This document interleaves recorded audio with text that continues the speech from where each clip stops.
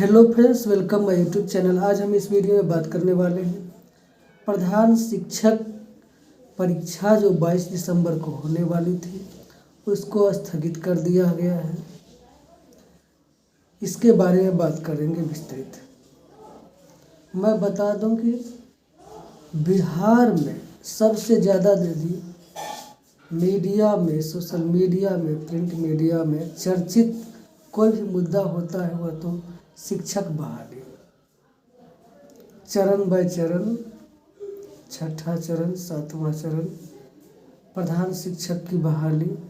कभी कोर्ट का बहाना बना करके इसको स्थगित कर दिया जाता है, तो कभी शिक्षा मंत्री के बयान पर, तो कभी कैबिनेट के बहाने, तो कभी शिक्षा सचिव का तबादले हो जाता है।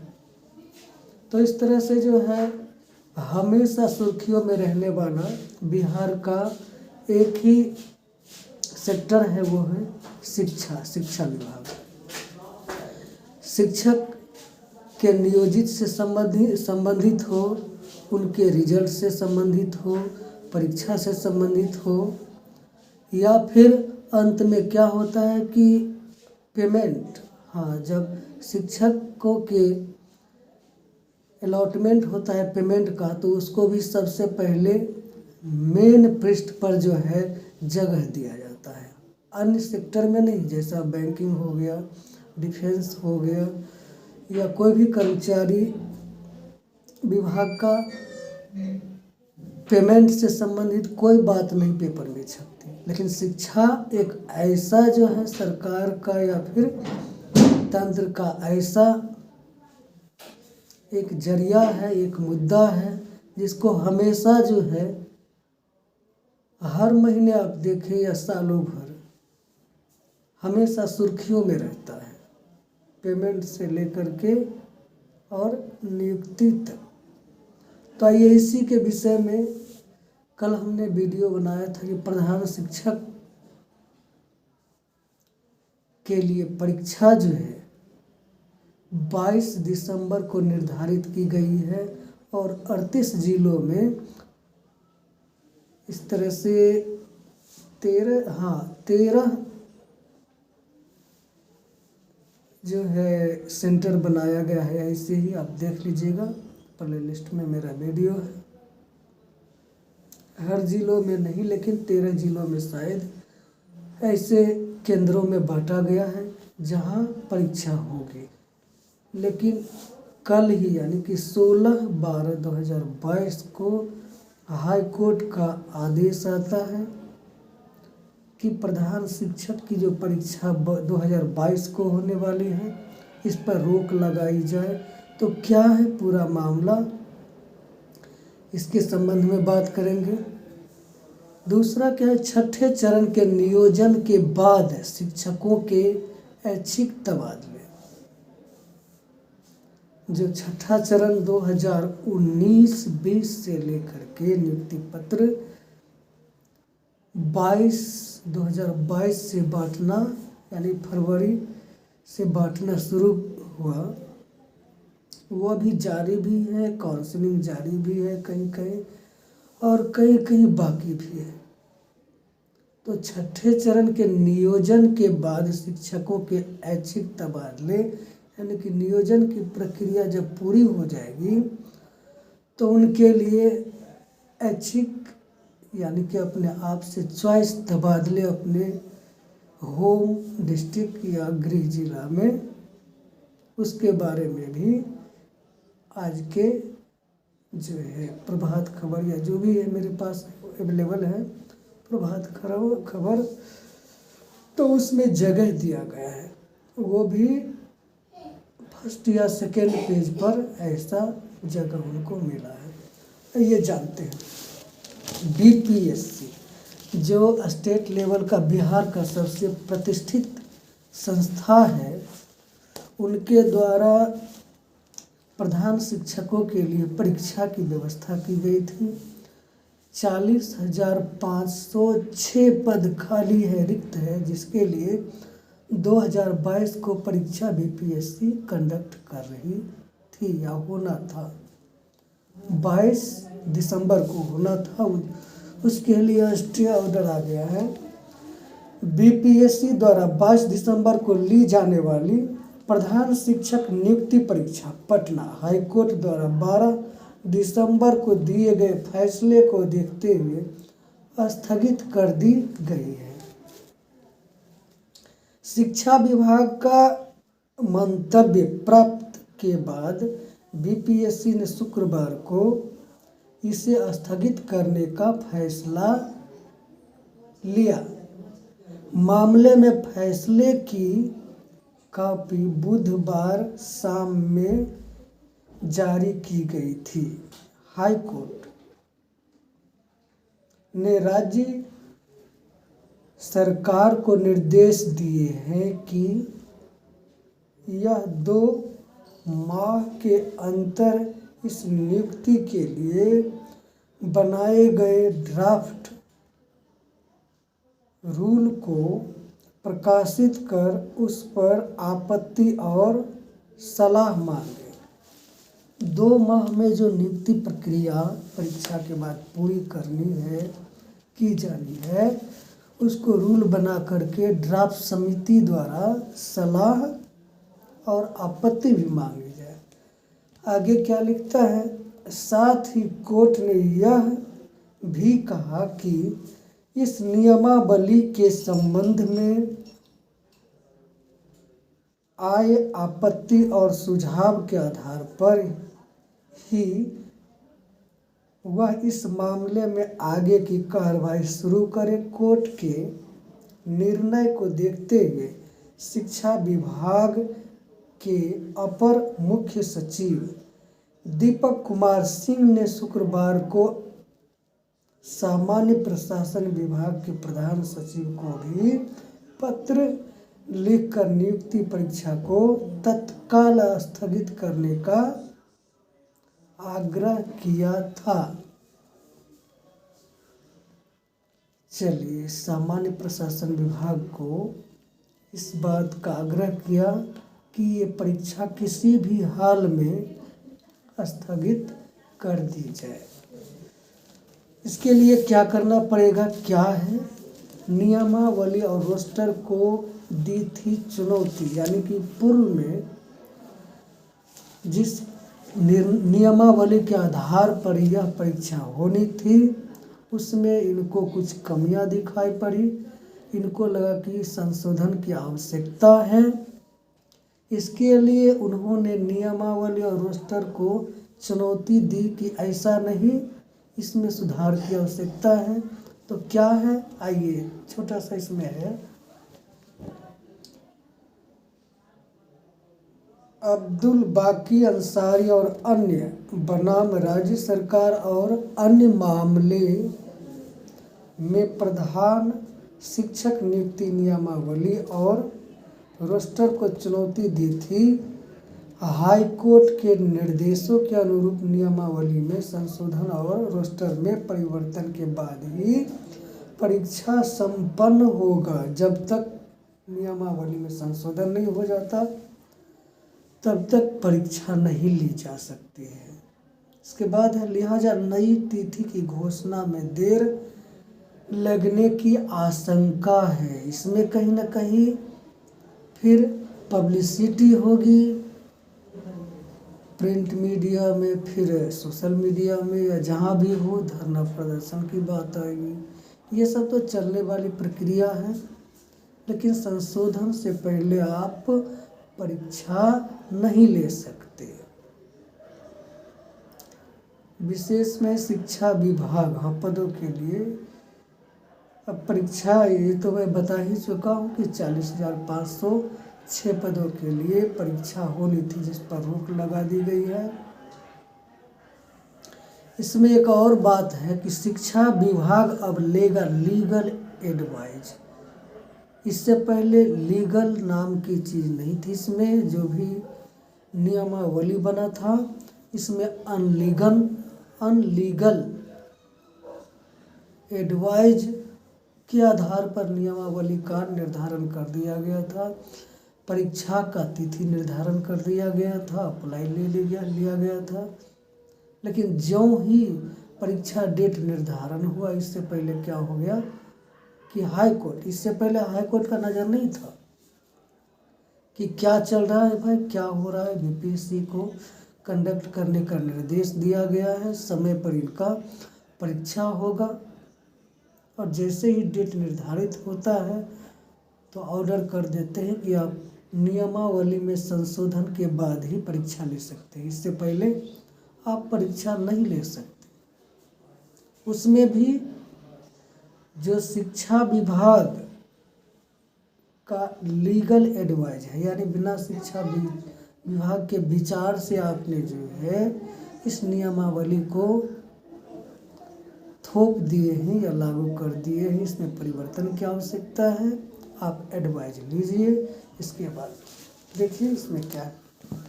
हाई कोर्ट के आदेश के पालन के संदर्भों में शिक्षा विभाग की सलाह पर बीपीएससी के प्रधान शिक्षक की परीक्षा स्थगित की है। ये तो बार बार वही आ रहा है तीनों। इधर शिक्षा विभाग हाईकोर्ट के इस आदेश के संदर्भ में अब कानूनी राय लेने जा रही है। इसमें भी कानूनी दांवपेच है, राय है कि क्या इसको बहाल किया जाए, इससे क्या नुकसान होगा, क्या प्रभाव पड़ेगा, लेने जा रही है। कानूनी राय लेने के बाद ही विभाग आगे कदम उठाएगा। कानूनी जानकारों का कहना है कि अब तक किसी भी नियमावली बनाने से पहले लोगों की आपत्ति दर्ज कराने का कोई नियम नहीं है। इससे पहले कोई भी आपत्ति नाम की चीज़ नहीं थी। चलिए, फिलहाल जानकारों के मुताबिक कानूनी राय लेने के बाद विभाग नियमावली को ड्राफ्ट के रूप में आपत्ति लेने के लिए सार्वजनिक रूप से प्रकाशित करेगा। अब ये जो है आपत्ति लेन देन क्या होता है, फिर इसमें कानूनी की भी सहमति चाहिए या क्या है, ये सब थोड़ा स्पष्ट इसमें नहीं है कि लीगल एडवाइज क्या है, लीगल एडवाइज कैसा होना चाहिए।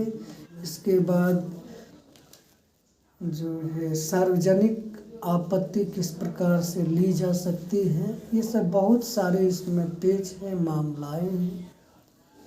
इन मामलाओं को जब तक निपटा नहीं लेती शिक्षा विभाग तब तक जो है बीपीएससी को रिपोर्ट नहीं देगी।